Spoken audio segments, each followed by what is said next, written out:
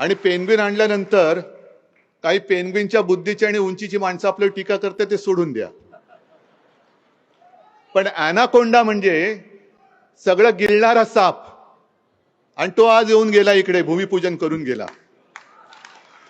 त्यानं मुंबई गिळायची.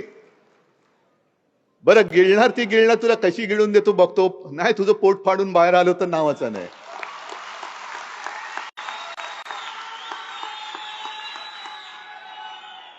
बरं, भूमिपूजन करायला आलायस ना, कर ना, फोड ना नारळ, डोक्यावर फोड नाही तर दगडावर फोड, एकच आहे. या ॲनाकोंडाचं वैशिष्ट्य वेगळं आहे. त्याचं पोट भरत नाही. म्हणजे मुंबईची तिजोरी गिळली, मुंबई गिळली, मुंबईतल्या रुग्णांची खिचडी गिळली, त्याचबरोबर मुंबईचे काही भूखंड गिळले, मिठीतला गाळ गिळला, रस्त्यातला डांबर गिळला, तरी सुद्धा त्यांचं पोट भरत नाही. त्यामुळे भस्म्या रोग माहित आहे ना, भस्म्या रोग, तो भस्म्या रोग झालेला हा ॲनाकोंडा आहे. म्हणून मी सांगितलं याचं एक वेगळेपण आहे.